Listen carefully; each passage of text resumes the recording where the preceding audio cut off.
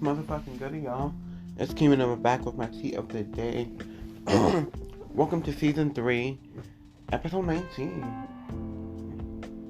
126 episodes and counting. Check us out, y'all. Thank y'all for still being on this ride with me and having these conversations, expressing ourselves, and getting into some conversations and some needed talks, or just regular pop culture and music.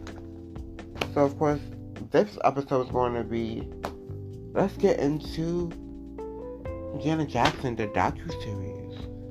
I know I'm like a week late, but I really wanted to digest this with you and see what we all learned from her doing it, from her doing her docu-series her way, from her words, instead of her getting a little older and someone else trying to tell her story through their eyes, or from what they quote unquote think that they know.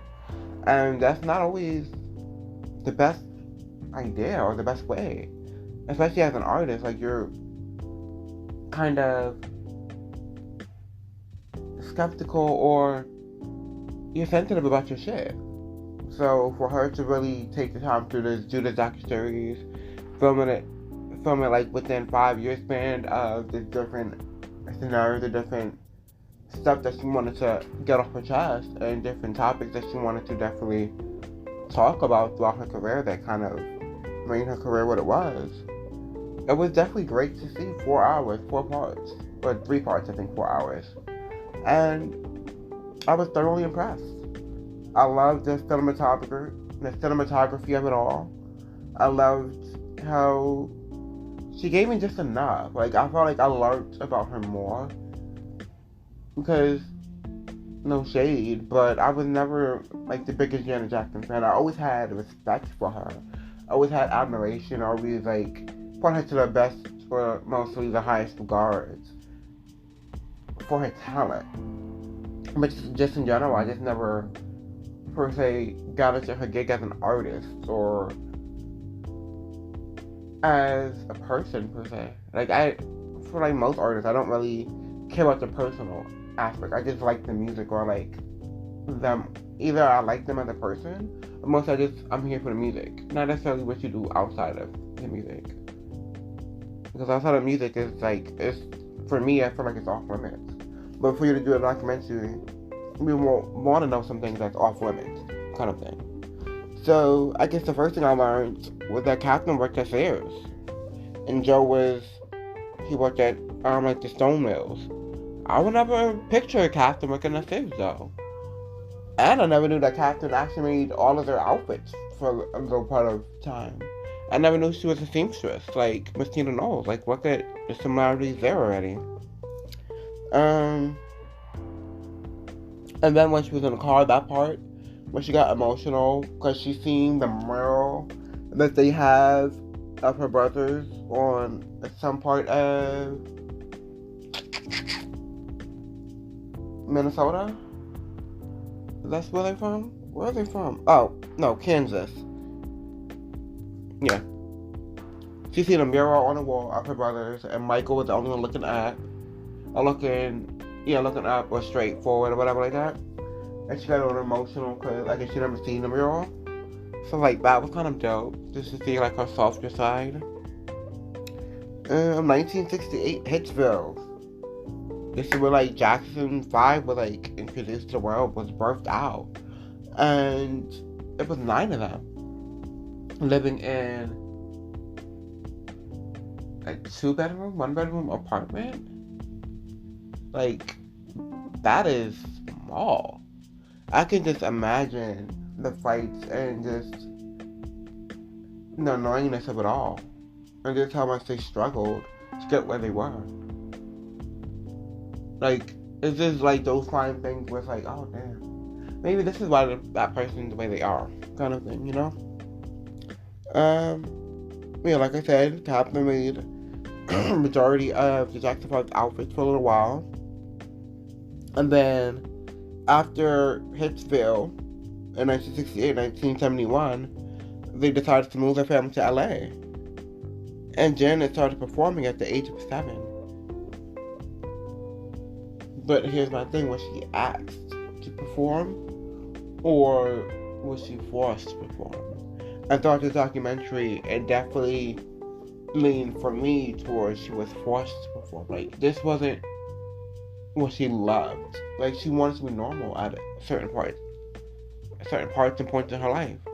And unfortunately, if this is all you know, this is just all you're going to do, kind of thing, which is unfair to her and which is unfair to a lot of artists who are brought into like musical families. Because then it's like, damn, like, I don't want to disappoint my family, but I have other plans. So she started at the age of 7 performing, and she was put into music. In 1974, they did a Vegas residency, which I was unaware of, and Janet was all through the Vegas residency, and like sometimes they'll go to like different Vegas shows, and they'll see like topless women, and I think at that point, that's where she kind of understood what sexuality was, or kind of understood like there's different aspects and different people out there in the world. Because seeing her at a young age, it's like she's been sheltered for like most of her childhood, basically, and to see that, like, wow, okay. And then I love this quote that she put: "Discipline without love is tyranny."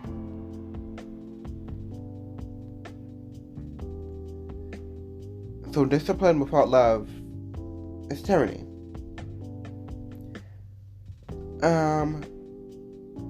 And then this is around the time that she did Good Times. And she played Penny so well off of experience, though. Like, I felt like when Penny was getting beat, I felt like she was getting beat. Not because she necessarily wanted to get beat, but that's just how Joe got them in line. Got them to behave, got them to rehearse and do everything that he needed them to do to get their family out the hood. Basically. Like, he seemed an inkling some talent within them, and he used that, marketed that, and fine-tuned that, which is perfect. But how did you do that? Because they did not have childhood. Like, they were scared to be outside and not rehearsing when you got home. That's a problem. Like, you never want your kids to fear you. You never want your kids to feel like they can't come to you for anything. And at some point, Janet could not come to him for anything. She just had a manager. She did not have a father.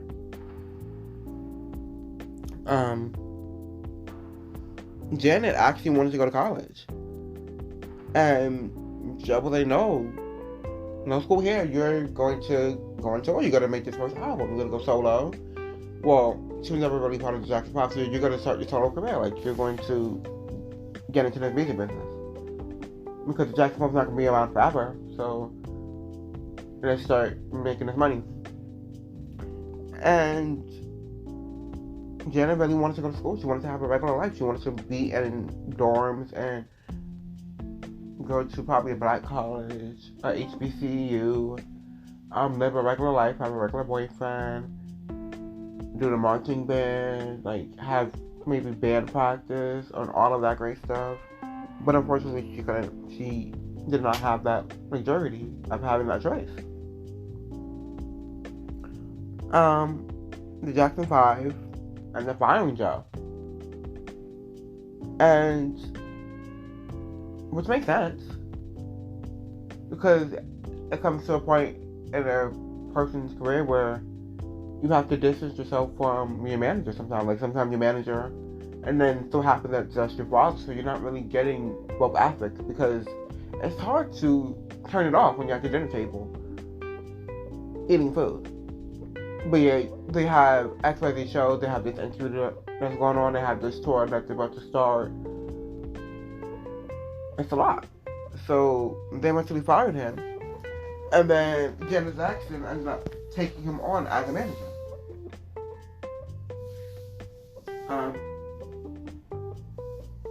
The crazy part is, when she became 18 years old, when she turned 18, She got married at 18 to get away and to get out of control from Jack. In 1984, she wanted to be away from Jack. She wanted to be away from her father, away from his control, away from his reach. So she got married because of that. Like, that was her main reason of getting married. Especially so young. But unfortunately, that marriage ended. Because, of course, there was rumors that she had a secret baby. And he had a drug problem. Unfortunately. He had a drug problem.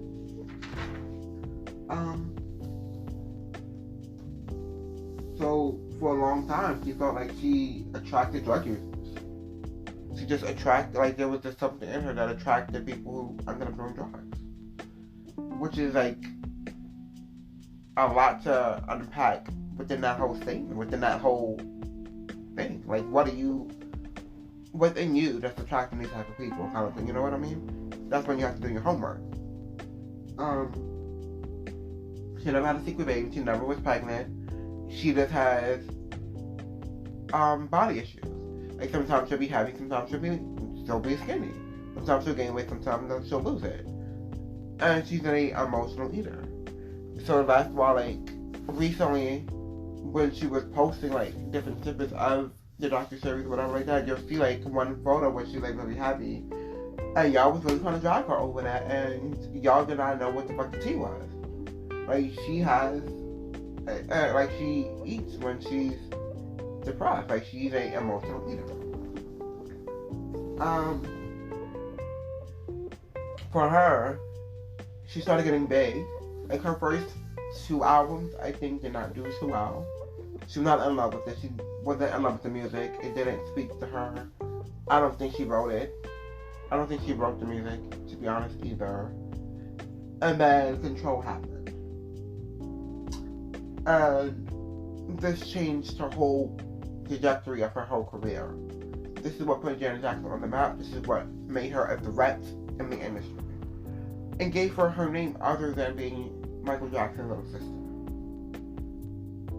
But before that happened, she let us know that, in her opinion, there was a shift between her and Michael. Because her and Michael was the closest between their siblings.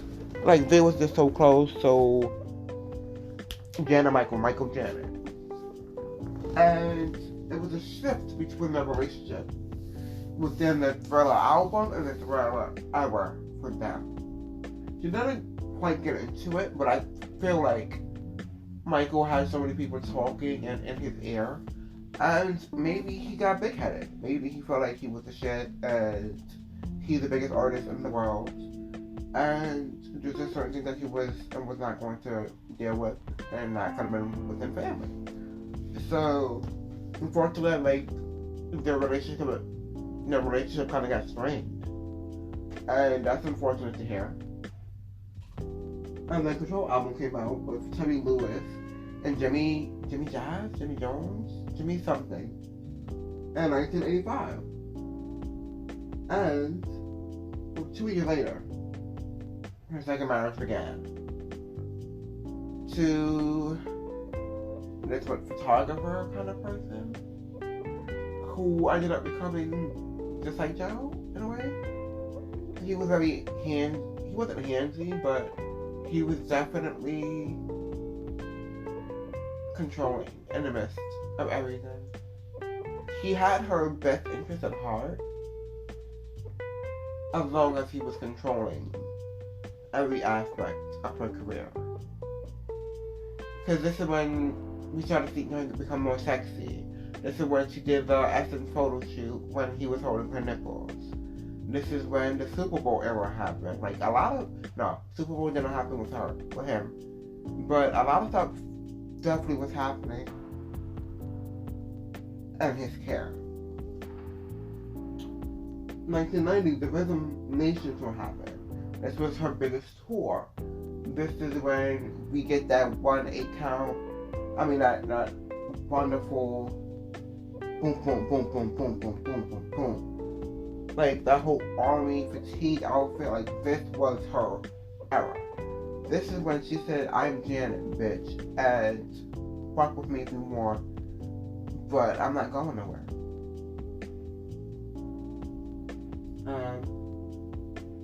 And Rhythm Nation gave her 7 top 5 singles. She had a Coca-Cola deal, and unfortunately, all of this top of her career. And because of the first allegations with her brother Michael Jackson, with molesting these kids, came about, and she was dropped from her Coca-Cola deal.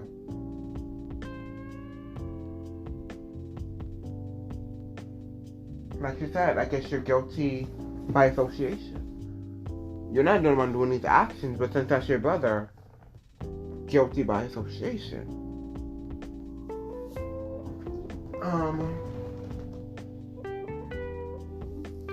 And then Scream happened. And for Scream, during this time, he's on trial for the molestation charges, and he wanted to finally do something with his sister, Janet. And she just wanted to be a supportive sister. She just like, okay, I'll be here for you. How can I help with the song? Like, what do you need from me for the song? And in his mind, or between the labels, or between like the people around them, they wanted it, since they are the 2 biggest artists in the world at that time, they wanted to make it competitive. They wanted to make it where they are battling each other, and Janet was not for that. But Michael was all for it. He wanted all the smoke, because I guess he wanted to prove who was the better Jackson. And she was just trying to be a supportive sister. So she wasn't feeling that at all. And then he became isolated from the family afterwards.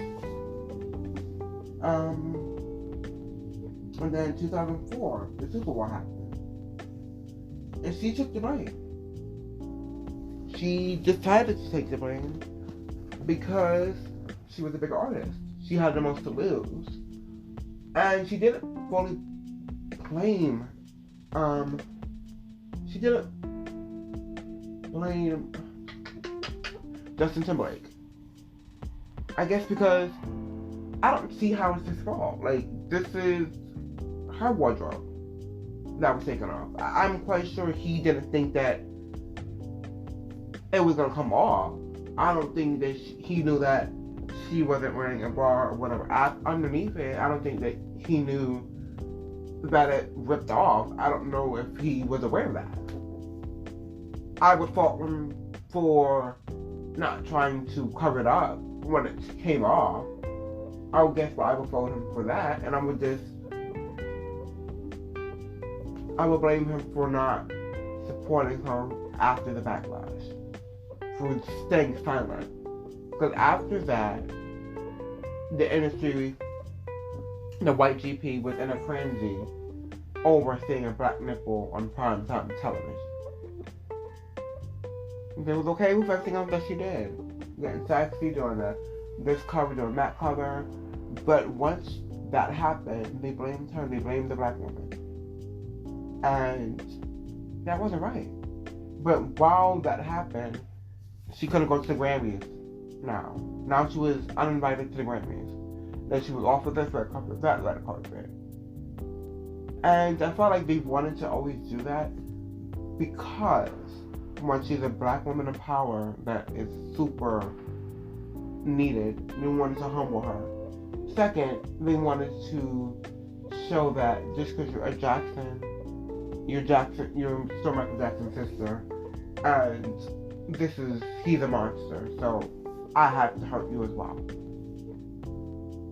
So they blackballed her, and that was like the worst time in her career. But then the best time in her career, because then she really got to understand what the industry is, and then she started playing the industry in her terms. She started doing things that would benefit her in the industry, and the black community, the black aspect of the industry, held her down all these years, and never demolished or not showed her power, her essence in the culture, her impact. That's what I love to see. And I'm happy that we got to witness Janet Jackson and her full aura. For me, I guess because I grew up in the 90s, so I loved that era of Janet the most. I loved the love songs. I loved Really I see and I'm about to do it again. And Warmth. It's so many Janet Jackson hits. All for You. Feedback. Like, it's too many hits to even count. She literally is the blueprint of being a female artist, being a female performer. All had to go down to her. It was weird how they both kind of laughed. Her and Jermaine Dupri kind of laughed about Jermaine Dupri cheating on her. I was kind of, I guess, confused with that. But hey, if y'all over it, cool. I'm just confused of how the fuck you cheat on Janet Jackson. But then it's like, all these women throwing themselves at you, but yet you're so stuck in your work, you're not even giving Janet Jackson the time of day. So eventually, I feel like the relationship wasn't gonna sustain regardlessly, because they both he wasn't putting in time for her. Even though she's super busy, she's super powerful, he just wasn't making time for her, because he was preoccupied with trying to build his own career, and with being a DJ and making beats and becoming a producer. Unfortunately, pussy's gonna be thrown at you. You have to be smart enough not to receive it, but it's gonna be thrown at you. I feel like that's all I really got from this documentary. I definitely feel like it could be part 2, but I'm happy where she left off with her third marriage, but she didn't talk about her son like that. She didn't talk about her husband like that. She left that private, as it should be. Because she's able to control that now. Before, she wasn't able to control that because it was just business and pleasure all in one. And this time it's different. She learned different. I'm happy that right after she had her son, she went on tour. She showed them, at 50, I can have a kid. I can have my baby. And I can go back on tour and kill it. 50 what? Black girl magic. I love how she used the documentary to show different aspects of, unfortunately, the industry and how being guilty by association works. Because, not for nothing, the allegations of Michael Jackson definitely affected her career in a negative light. The Super Bowl definitely affected her career in a negative light. If those two things ever happened, who would have known how bigger she could have been? She was literally right. I feel like she could have become bigger than Michael. Yeah. Michael has the undeniable impact, but so does Janet. And I'm happy that she was able to tell her story her way. And I want to know why LaToya wasn't really part of it. And I don't really feel like her and Reeve's that close. So I was confused with that. I don't know. Maybe I'm thinking too much into it, but I was wondering why all her siblings wasn't part of her documentary. And it just seemed like her and Reeve's off. Or Reeve's just off. I don't know. I don't know what it is, but yeah. But thank y'all for listening to Kimi's Tea of the Day. And I am on every platform imaginable. So stream me everywhere. Let your family, your friends, your co-workers, your baby mama, baby daddy, let them know who the fuck I am, and let them know what conversations we be having over here, and what type of key you about to get, because this whole episode was definitely a key. And we got into Janet Jackson and her legacy and the documentary and how important she is for the culture. And if you want to get in on the fun, if you want to get in on any conversation I have, or you want to bring a conversation to me, let me know. And get prepared for this drop on the 19th of this month, where I'm interviewing two lovely gentlemen that is part of this great television show, this great television YouTube series. And it is about a topic I've talked about before, but not in this light, not in this facet. And check us out in June as well, when I hopefully will be able to interview the whole cast of this YouTube series. And that will be live in living color. And let me know if y'all want me to start having a dial-in caller type of thing, because I want to start getting in on y'all gig. I want to start connecting with my people, my fans. I want people to start calling in so we can really have a conversation about shit that I be talking about and that y'all can get in on. And critique me, criticize me. I want this channel to grow, and I want it to be for us, by us. Because this is for us. Like, these are conversations that we need to have. And just get prepared for this next conversation I'm about to bring to y'all coming soon.